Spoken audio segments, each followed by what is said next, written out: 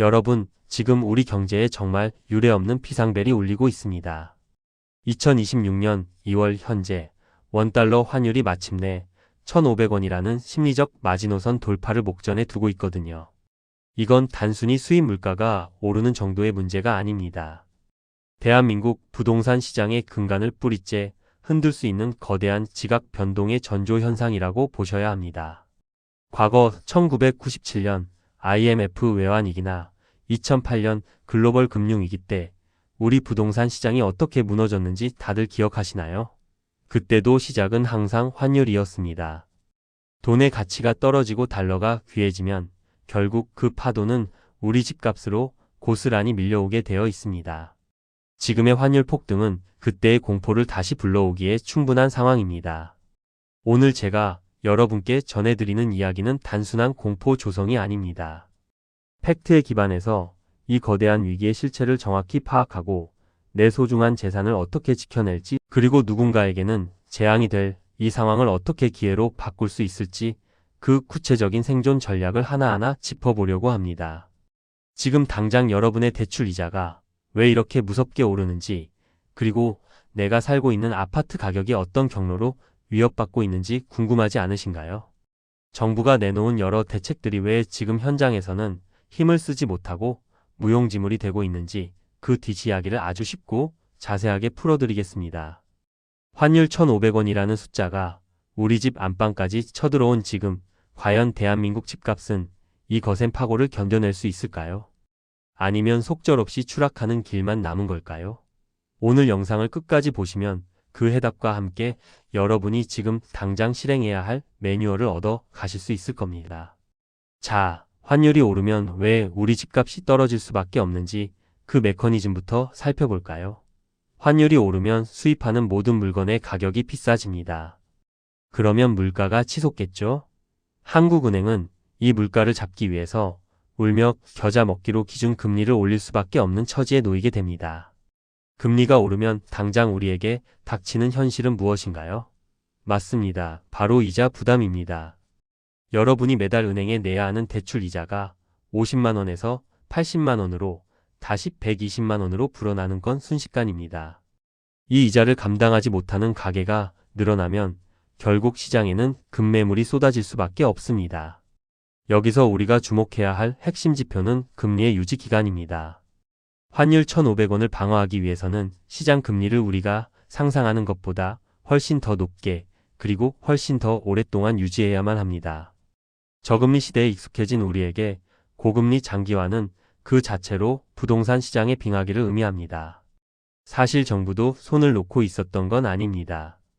기억하시겠지만 2025년 6월 27일에 금융위원회가 가계부채 관리 강화 방안을 발표했었죠. 가파르게 늘어나는 빚을 막기 위해서 대출의 문턱을 이미 엄청나게 높여놓은 상태였습니다. 하지만 환율 쇼크는 이 대책의 효과를 훨씬 뛰어넘는 파괴력을 가지고 있습니다. 특히 스트레스 DSR 3단계가 본격적으로 가동되면서 이제는 연봉이 1억 원이 넘는 고소득 직장인이라 할지라도 예전처럼 수억 원씩 대출을 받는 것이 사실상 불가능해졌습니다. 돈줄이 막힌 상태에서 금리까지 오르니 집을 사려는 수요는 아예 실종될 수밖에 없는 구조가 만들어진 것이죠. 그런데 여기에 설상가상으로 환율 폭등이라는 괴물까지 겹친 겁니다. 대출 한도는 꽉 막혀 있는데 내야 할 이자는 눈덩이처럼 불어나니 이제는 영끌 쪽뿐만 아니라 비교적 안정적이었던 1주택자들까지 심리적으로 무너지고 있습니다. 사고 싶어도 돈이 없고 버티고 싶어도 체력이 바닥나고 있는 겁니다. 이미 현장의 데이터들은 위험 신호를 보내고 있습니다. 국토교통부 실거래가 공개 시스템을 보면 아주 명확한데요. 서울의 주요 핵심 단지들조차 환율 1,450원을 돌파했던 작년 말부터 거래량이 평소의 반토막 이하로 급감했습니다. 거래가 안 되니 가격이 버틸 재간이 없는 것이죠. 부동산 시장에서 가장 무서운 건 가격 하락보다 거래 절벽입니다. 호가는 그대로인 것 같지만 실거래가는 층수가 낮은 급매물 위주로 뚝뚝 떨어지는 현상. 이게 바로 전형적인 하락장의 초입에서 나타나는 가장 위험한 징후입니다. 지금 우리가 딱 그 지점에 서 있다고 보시면 됩니다.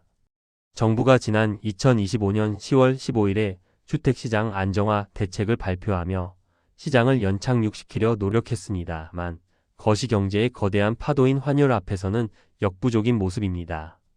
규제를 조금 풀어주고 세금을 깎아준다고 해서 전 세계적인 달러 강세와 금리 인상의 공포를 이겨내기는 어렵기 때문입니다. 아무리 정부가 정책적으로 공급을 늘리고 시장을 떠받치려 해도 화폐 가치가 떨어지고 실질 구매력이 감소하면 시장은 싸늘하게 식어버립니다. 집이라는 자산은 결국 유동성의 힘으로 움직이는데 그 유동성이 환율이라는 구멍을 통해 해외로 빠르게 빠져나가고 있기 때문입니다. 최근 뉴스에서 가장 뜨거운 감자가 바로 국민연금과 한국은행의 외환 스왑 체결 소식이죠.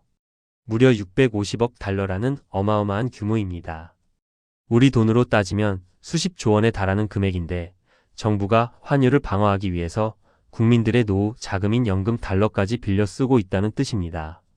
물론 당장의 환율 급등을 막기 위한 고육지책이라는 점은 이해합니다만 이건 사실 근본적인 해결책이 아니라 임시 방편일 뿐입니다. 땜질 처방으로 버티는 데는 한계가 있고 만약 환율이 1,500원대에서 내려오지 않고 고착화된다면 우리 경제 전체가 부담해야 할 비용은 상상을 초월하게 됩니다. 특히 우려되는 점은 국민연금의 유동성 문제입니다. 환율 방어에 동원된 자금 때문에 정작 필요한 곳에 투자하지 못하거나 손실을 보게 된다면 이건 국가 신인도의 문제로 번질 수 있습니다. 자본시장의 신뢰가 깨지면 부동산 같은 실물 자산의 가치는 가장 먼저 타격을 입게 마련입니다. 외국인 투자자들의 움직임도 예사롭지 않습니다. 환율이 불안하면 외국인들은 환차손을 피하기 위해 한국 주식과 채권을 팔고 떠납니다. 이들이 떠나면서 원화를 달러로 바꿔 나가니 환율은 더 오르는 악순환이 반복되죠. 이 과정에서 시중의 자금은 바짝 마르고 부동산 PF 시장의 자금줄도 함께 끊기게 됩니다.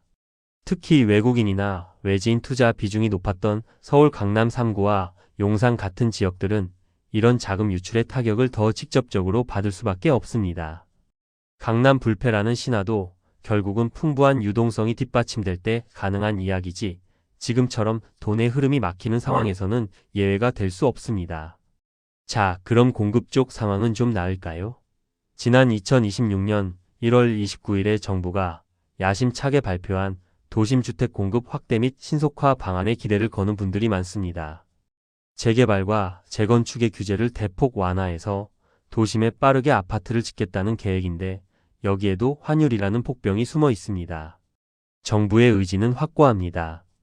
절차를 간소화해서 속도를 2배 이상 높이겠다고 하니 이론적으로는 내 집 마련의 기회가 더 빨리 찾아와야 정상입니다. 하지만 현실은 그리 녹록지 않습니다. 아파트를 짓는 건 서류가 아니라 결국 철근과 시멘트 그리고 수많은 원자재이기 때문입니다. 바로 여기서 환율 1,500원의 저주가 시작됩니다. 건설 현장에 들어가는 원자재의 상당수는 수입에 의존합니다. 환율이 10% 오르면 원자재 수입 비용은 그 이상으로 폭등합니다. 건설사 입장에서는 공사를 하면 할수록 적자가 나는 상황이 벌어지는 것이죠. 결국 원자재값 폭등은 고스란히 분양가 상승으로 이어집니다. 정부가 공급 속도를 높여도 새로 나오는 아파트의 분양가가 주변 시세보다 훨씬 비싸진다면 과연 누가 그 집을 살 수 있을까요? 1월 29일 대책으로 예정된 수많은 단지들이 고분양가 논란에 휩싸이며 미분양의 늪에 빠질 위험이 큽니다. 공급은 늘어난다는데 서민들이 감당할 수 없는 가격대의 집들만 나온다면 이건 시장 안정에 아무런 도움이 되지 않습니다. 오히려 공사비 갈등으로 재건축 현장이 멈춰서고 건설사가 부도위기에 내몰리는 등 시장의 혼란만 가중시킬 가능성이 매우 높다는 점을 우리는 경계해야 합니다. 전세 시장 상황도 심상치 않습니다. 매매 가격은 환율 충격으로 떨어지는데 집을 사지 못하는 사람들이 전세로 몰리면서 전세가는 오히려 오르는 현상이 나타나고 있습니다. 이렇게 되면 매매가와 전세가의 차이가 줄어드는 이른바 깡통 전세의 위험이 다시 고개를 들게 됩니다. 특히 환율 위기로 자금난을 겪는 임대인들이 늘어나면 세입자의 보증금을 제때 돌려주지 못하는 사례가 속출할 수 있습니다. 겉으로는 멀쩡해 보이는 아파트라도 집주인의 대출이자 부담이 임계치를 넘어서면 여러분의 소중한 보증금이 한순간에 위험에 처할 수 있다는 사실을 꼭 명심하셔야 합니다. 그래서 지금 같은 시기에 전세 계약을 앞두고 계신다면 계약서 작성이 그 어느 때보다 중요합니다. 구두 약속은 아무 소용이 없습니다. 특약사항의 전세 보증보험 가입이 거절될 경우 계약은 즉시 무효로 하고 계약금 전액을 반환한다는 조항을 반드시 아주 명확하게 넣으셔야 합니다. 또한 계약 체결 전은 물론이고 잔금을 치르는 당일까지도 국토부 실거래가 시스템과 등기부 등본을 수시로 확인해야 합니다. 내가 들어가려는 집의 전세가가 주변 매매가의 70%를 넘지 않는지, 선순위 채권이 과도하지 않은지 꼼꼼하게 따져보는 지혜가 그 어느 때보다 필요한 시점입니다. 내 소중한 재산과 가족의 안식처를 지키는 건 정부의 정책도 공인중개사의 친절한 설명도 아닙니다. 오직 여러분 자신의 철저한 준비와 냉정한 판단뿐이라는 사실을 잊지 마세요. 위기의 시대에는 아는 것이 곧 힘이고 공부하는 사람만이 살아남을 수 있습니다. 주제를 조금 바꿔서 흥미로운 데이터 하나를 소개해 드릴게요. 바로 코인 시장과 부동산 시장의 기묘한 상관관계입니다. 불과 얼마 전까지만 해도 비트코인이 급등하면서 큰 수익을 낸 투자자들이 그 돈을 들고 강남 아파트 쇼핑에 나선다는 이야기가 돌았었죠. 실제로 2030 세대를 중심으로 코인 수익금을 종잣돈 삼아 내 집 마련에 성공한 사례들이 꽤 있었습니다. 자산 시장의 유동성이 코인에서 부동산으로 흐르는 선순환 구조가 형성되는 듯 보였습니다. 하지만 환율 1,500원 돌파는 이 흐름을 완전히 끊어놓게 됩니다. 환율이 급등하면 투자자들은 위험 자산인 코인부터 정리하기 시작합니다. 전 세계적인 유동성 회수가 시작되면 코인 가격은 하락하고 부동산으로 유입되려던 자금의 원천 자체가 말라버립니다. 코인으로 벌어서 집을 사려던 꿈이 환율이라는 거대한 벽에 가로막히게 된 겁니다. 오히려 지금은 코인 시장에서 빠져나온 자금조차 부동산으로 오지 않습니다. 훨씬 더 안전하고 수익률이 보장되는 달러 예금이나 금 같은 안전 자산으로 숨어버리고 있습니다. 시장에 돈이 돌지 않으니 부동산 거래량은 더 줄어들고 가격 하락 압력은 더 거세질 수밖에 없습니다. 자산 시장의 판도가 완전히 바뀌고 있는 겁니다. 이제 부동산은 사두기만 하면 오르는 무적의 자산이 아닙니다. 환율과 금리라는 거시경제의 흐름 속에서 철저하게 가치가 재평가받는 시기가 도래했습니다. 여러분의 투자 포트폴리오를 다시 점검해야 하는 이유가 바로 여기에 있습니다. 그렇다면 이제 우리는 어떤 선택을 해야 할까요? 공포에 질려 무조건 집을 팔고 시장을 떠나야 할까요? 아니면 이 위기 속에 숨겨진 진정한 기회를 찾아내야 할까요? 정답은 냉정한 관망과 철저한 준비에 있습니다. 지금부터 제가 제안하는 구체적인 실천 전략을 잘 들어보시기 바랍니다. 여러분이 가장 먼저 주목해야 할 날짜는 바로 2026년 5월 9일입니다. 이날이 무슨 날인지 아시나요? 바로 다주택자 양도세 중과 유예 조치가 일몰되는 시점입니다. 정부가 이를 다시 연장해 줄지 아니면 예정대로 종료할지에 따라 시장의 향방이 완전히 달라질 수 있습니다. 만약 양도세 중과가 부활한다면 세금 폭탄을 피하려는 다주택자들이 5월 9일 이전에 매물을 대거 쏟아낼 가능성이 큽니다. 환율 충격에 세금 부담까지 더해지면 버티지 못하는 급매물이 시장을 지배하게 될 겁니다. 무주택자나 갈아타기를 준비하는 분들에게는 이때가 1차 기회가 될 수 있습니다. 하지만 기회라고 해서 섣불리 움직여서는 안 됩니다. 5월 이전에 쏟아지는 매물들이 정말 값싼 매물인지 확인해야 합니다. 주변 단지들의 국토부 실거래가를 과거 1, 2년 전 데이터까지 꼼꼼히 대조해보면서 최소한 고점 대비 30% 이상 빠진 단지들 위주로 선별적인 접근을 해야 합니다. 특히 환율이 1,500원대에서 안정되지 않는다면 5월 이후에도 하락세가 이어질 수 있다는 점을 염두에 두어야 합니다. 급하게 먹는 밥이 체한다고 했습니다. 시장의 바닥을 맞추려 하기보다는 내가 감당할 수 있는 가격대까지 충분히 내려왔는지를 숫자로 검증하는 과정이 필수적입니다. 두 번째 전략은 두말할 필요도 없이 현금 비중 확대입니다. 환율 1,500원 시대에는 현금이 곧 가장 강력한 무기입니다.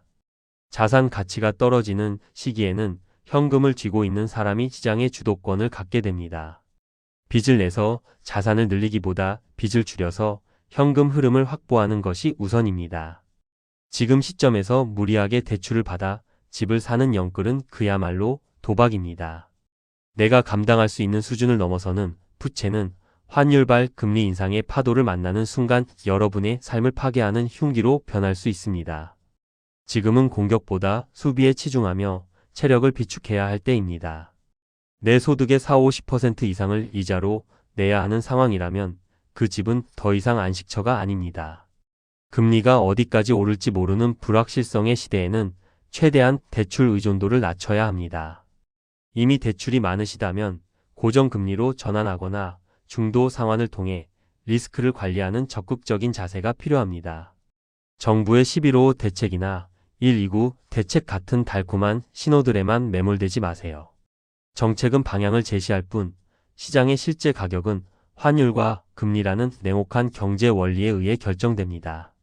환율이 진정되고 금리 인하의 확실한 신호가 포착될 때까지 인내하며 기다리는 것도 아주 훌륭한 투자 전략입니다.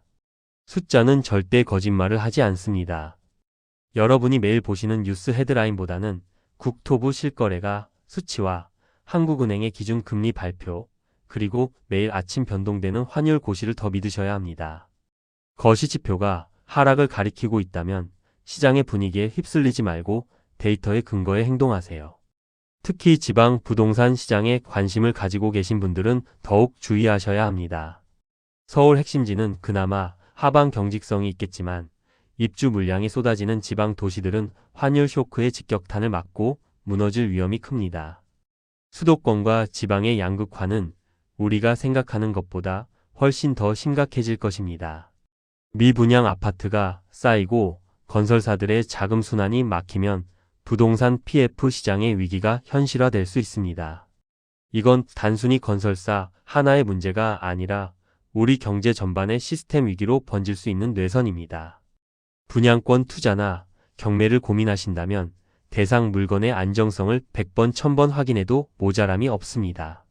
내가 계약하려는 아파트의 시공사가 재무적으로 튼튼한지, 혹시 환율 상승으로 인한 원자재값 부담 때문에 공사가 중단될 위험은 없는지 꼼꼼히 따져보세요. 브랜드 이름만 믿고 덜컥 계약했다가 입주 시기가 하염없이 늦어지거나 아예 무산되는 최악의 상황도 대비해야 하는 시절입니다. 정부가 도심 공급을 늘리겠다고 발표한 지역이라 할지라도 실제 공사가 시작되어 준공되기까지는 수많은 고비가 있습니다. 지금 같은 고환율 고금리 시대에는 그 고비가 훨씬 더 높고 험난합니다. 화려한 조감도 뒤에 숨겨진 차가운 현실을 직시할 수 있는 안목을 키우셔야 합니다. 진정한 고수는 시장이 환희에 가득 차 있을 때 떠날 준비를 하고 모두가 공포에 질려 있을 때 조용히 숫자를 분석합니다. 지금은 모두가 공포를 느끼는 시기입니다. 하지만 이럴 때일수록 감정을 배제하고 차가운 이성으로 시장을 바라봐야 합니다. 그래야만 위기 뒤에 올 진짜 기회를 잡을 수 있습니다. 자, 오늘 긴 시간 동안 환율 1,500원이 우리 부동산 시장에 미치는 영향에 대해 깊이 있게 다뤄봤습니다. 요약하자면 지금 우리는 거대한 경제적 해일 앞에 서 있습니다. 금리 인상, 대출 규제, 원자재값 폭등이라는 세 파도가 동시에 몰아치고 있는 상황입니다. 환율이 오르면 금리가 오르고 금리가 오르면 이자 부담이 커지며 매수 수요가 사라집니다. 여기에 원자재값 상승으로 분양가까지 오르니 시장은 그야말로 진퇴양난에 빠져 있습니다. 2025년과 2026년에 걸쳐 발표된 정부의 대책들이 시장을 지탱하려 애쓰고 있지만 거시경제의 흐름을 바꾸기엔 역부족입니다. 10.15 대책이나 1.29 공급안은 장기적으로 시장의 기초 체력을 다지는 데는 도움이 되겠지만 지금 당장 내 주머니에서 나가는 대출 이자와 떨어지는 집값을 막아주지는 못합니다. 정책의 환상에서 벗어나 내 자산의 현재 위치를 객관적으로 파악하는 것이 급선무입니다. 앞으로 다가올 5월 9일 양도세 일몰 시점을 전후로 시장에 어떤 변화가 생기는지 예의주시하십시오. 그리고 모든 판단의 근거는 반드시 국토부 실거래가와 공신력 있는 경제 지표에 두시기 바랍니다. 누군가의 카더라 통신이나 장밋빛 전망에 소중한 재산을 맡기지 마세요. 위기는 준비되지 않은 자에게는 가혹한 재앙이지만 철저히 준비하고 공부한 자에게는 수십 년 만에 찾아온 거대한 자산 증식의 기회가 됩니다. 지금 여러분이 이 영상을 보며 공부하고 계신 이 시간이 훗날 여러분의 인생을 바꾸는 결정적인 순간이 될 것이라 확신합니다. 여러분 스스로에게 한번 질문해 보세요. 환율 1,500원 시대에 내 아파트는, 내 보증금은 정말 안전한가? 지금 바로 서랍 속에 넣어두었던 등기부등본을 꺼내보시고 은행 앱을 켜서 내 대출 금리가 어떻게 변하고 있는지 확인해 보세요. 현실을 직시하는 것부터가 생존의 시작입니다. 살아남는 자가 결국 모든 것을 얻는 시장입니다. 흔들리는 세상 속에서 중심을 잡으려면 나만의 확고한 기준이 있어야 합니다. 그 기준은 오직 끊임없는 학습과 데이터 분석을 통해서만 만들어집니다. 저희 부동산 정보 TV가 여러분의 그 험난한 여정에 든든한 등불이 되어드리겠습니다. 오늘 전해드린 내용이 여러분의 소중한 자산을 지키고 미래를 설계하는데 작은 밑거름이 되었기를 진심으로 바랍니다. 세상이 아무리 혼란스러워도 원칙을 지키는 사람은 무너지지 않습니다. 여러분의 성공적인 자산 관리를 저도 함께 응원하고 돕겠습니다. 오늘 영상이 조금이라도 도움이 되셨다면 화면 하단의 구독 버튼과 좋아요를 꼭 눌러주세요. 여러분의 응원이 저에게는 더 좋은 정보를 찾아 전달해드리는 가장 큰 힘이 됩니다. 알림 설정까지 해두시면 긴박하게 돌아가는 부동산 시장의 속보를 가장 빠르게 받아보실 수 있습니다. 그리고 이 영상이 정말 필요할 것 같은 분들, 주변에 내 집 마련으로 밤잠 설치시거나 무리한 대출로 고민하고 계신 소중한 지인분들에게 꼭 공유해주세요. 여러분의 공유 클릭 한 번이 누군가의 전 재산을 지키고 인생을 구하는 결정적인 정보가 될 수 있습니다. 시청해 주셔서 감사합니다.